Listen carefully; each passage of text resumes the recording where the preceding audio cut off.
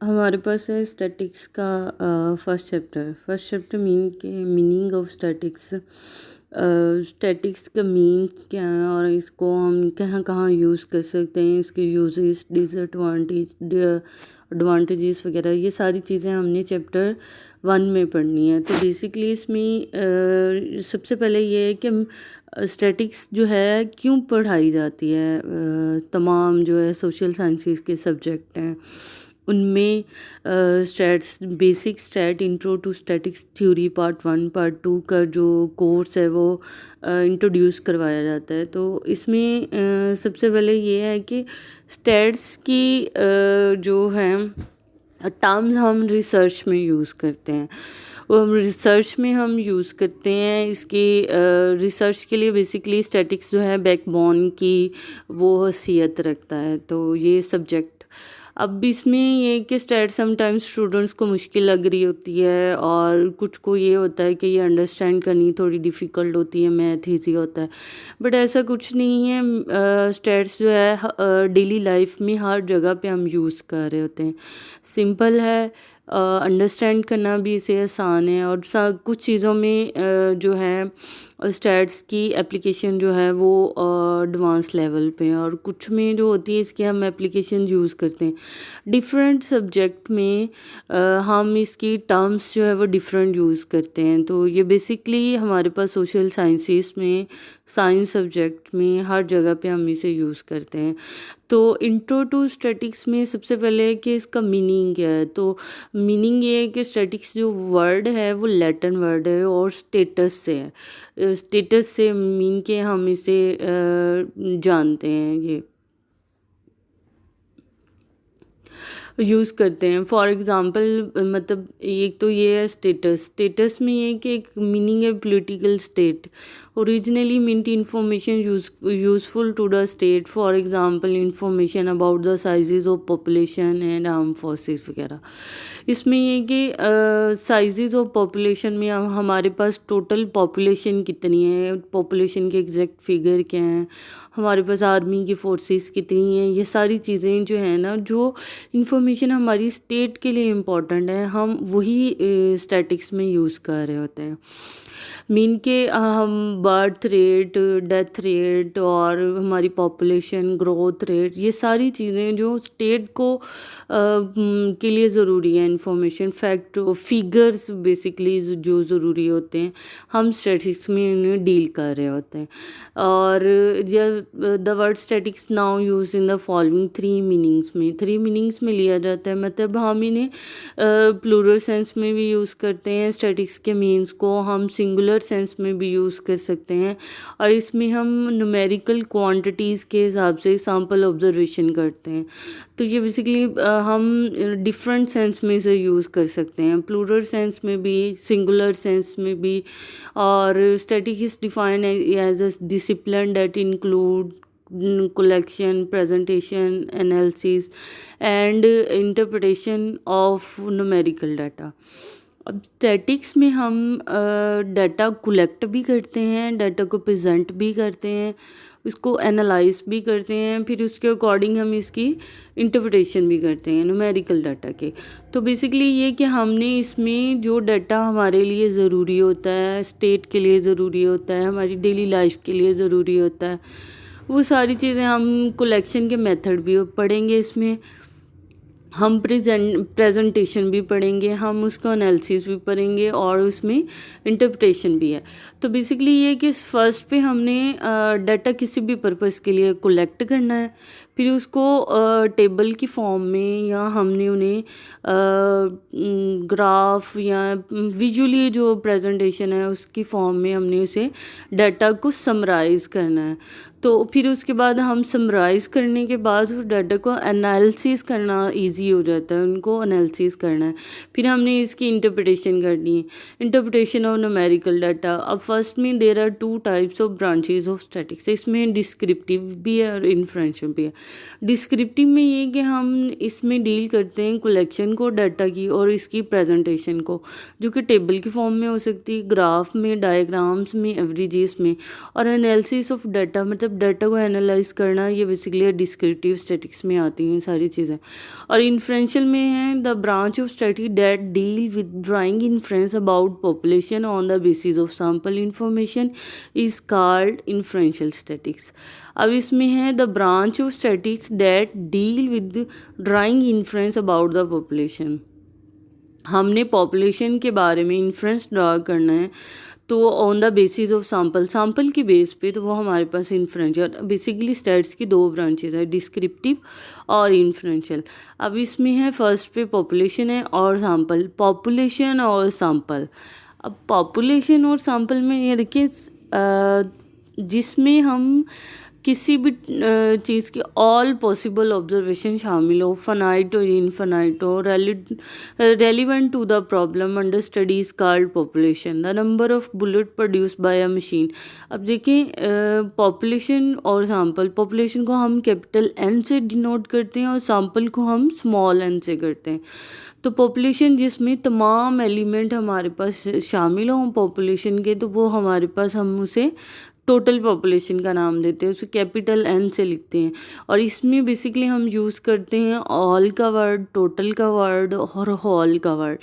तो सैम्पल है हमारे पास, इसके बाद स्मॉल एन से हम डिनोट करते हैं। तो अब सैम्पल स्मॉल एन है, और सैम्पल आपने सुना होगा कि जो हमारे पास स्टैटिक्स है वो बेसिकली बेस ही हम सैम्पल पे कर रही होती है। मीन कि हम, आपने कोई चीज़ परचेज़ करने जा रहे हैं, तो वो परचेज़ करने से पहले आप चेक करते हो, सैम्पल चेक करते हो कि एक दो चीज़ को रैंडमली चेक कर लेते हैं। रैंडमली चेक करने के बाद हम ना फिर हम लोग ज़्यादा जो अमाउंट में ऑर्डर करते हैं। तो इसका मतलब है कि सैम्पल हमारे पास रिप्रेजेंट कर रहा होता है टोटल पॉपुलेशन को। अगर सैम्पल ही अच्छा, हमारे पास अच्छा बेटर परफॉर्म कर रहा हो, तो इट मीन हमारे पास पॉपुलेशन जो है वो सारी ठीक है।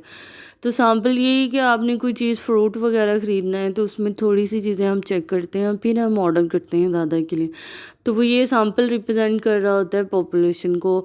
और representative part of the population is called sample. मतलब रिप्रेजेंटेटिव पार्ट होता है, पॉपुलेशन को रिप्रेजेंट कर रहा होता है, इसे हम डिनोट करते हैं स्मॉल एन से। फिर हमारे पास नेक्स्ट है कलेक्शन ऑफ डाटा के मेथड। अब कलेक्शन ऑफ डाटा में हमारे पास टू मेन सोर्सेज हैं डाटा को कलेक्ट करने के। फर्स्ट पे हमारे पास है प्राइमरी डाटा, और दूसरा है हमारे पास सेकेंडरी डाटा। डाटा के में जो है, फर्स्ट पे देख लें कि इसे कलेक्शन से पहले डाटा की दो टाइप्स हैं, प्राइमरी डाटा और सेकेंडरी डाटा। अब प्राइमरी डाटा मीन के जो हमारे पास डाटा है बीन ओरिजिनली कलेक्टेड हो रॉ फॉर्म में, वो हमारे पास, इस पे कोई हमने ट्रीटमेंट ना किया हो। यानी कि देखें, हमारे पास स्टूडेंट्स का डाटा हो कि जब हम एडमिशन कर रहे होते हैं स्टूडेंट का, तो उनको रजिस्ट्रेशन से पहले जो हमारे पास डाटा होता है, उनका नाम, रोल नंबर वगैरह सब कुछ, उस पर कोई प्रोसेस नहीं हुआ होता है, वो फर्स्ट हैंड इंफॉर्मेशन होती है, रॉ डाटा होता है, तो उसको कहते हैं प्राइमरी डाटा। देन हम इन्हें सॉर्ट आउट कर लें उनके मार्क्स के अकॉर्डिंगली, उनकी मेरिट लिस्ट बना दें, तो उसको टेबल में चेंज कर लेते हैं। मीन कि हमने कैटेगराइज करवा दिया, तो मीन कि वो एक स्टैटिस्टिकल प्रोसीजर में से गुजर चुका है, तो वो हमारे पास होगा secondary data. Data have been undergone any sort of treatment by statistical method at least one. The data have been collected, classified, tabulated or presented in some form for a certain purpose is called secondary data. अब method for collection of primary data mean के primary data को collect करने के हमारे पास कितने method होंगे। एक है डायरेक्ट पर्सनल इन ऑब्जर्वेशन है, या इसे हम डायरेक्ट पर्सनल इन्वेस्टिगेशन भी करते हैं। दूसरे में इनडायरेक्ट ओरल इन्वेस्टिगेशन है।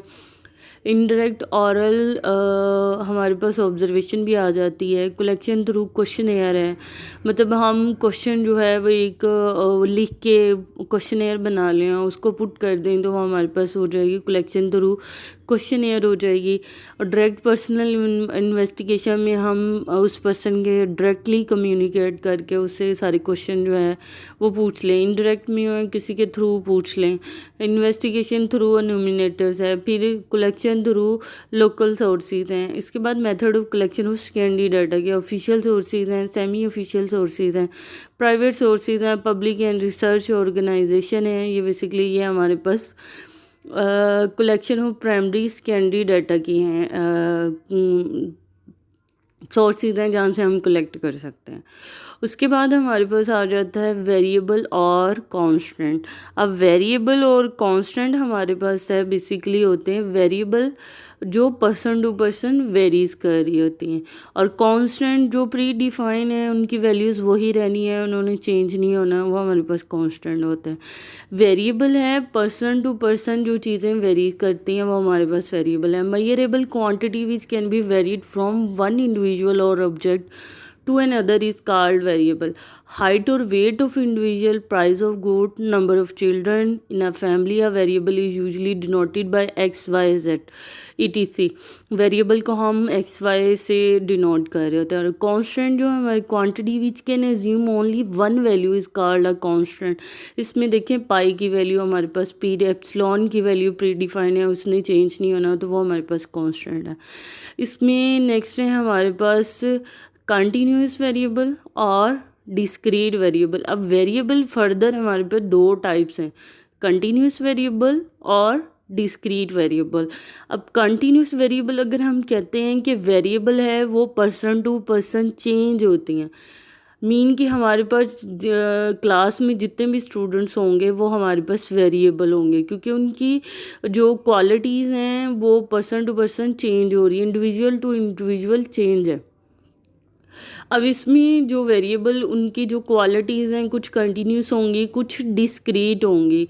अब हमारे पास है कि जो चीज़ें हमारी वेरिएबल्स में कंटिन्यूस फॉर्म में इंक्रीज़ होती हैं वो हमारे पास कंटिन्यूस वेरिएबल होते हैं, जो कंटिन्यूस फॉर्म में नहीं होती वो हमारे पास डिस्क्रीट होते हैं। जैसे कि अगर मैं कहती हूँ एक स्टूडेंट मेरे पास एक वेरिएबल है, उसकी एज, हाइट, वेट जो है वो डिफरेंट है दूसरे स्टूडेंट से, तो इट मीन के एज और हाइट है वो कंटिन्यूस फॉर्म में इंक्रीज़ हो रही है, एज, हाइट वगैरह।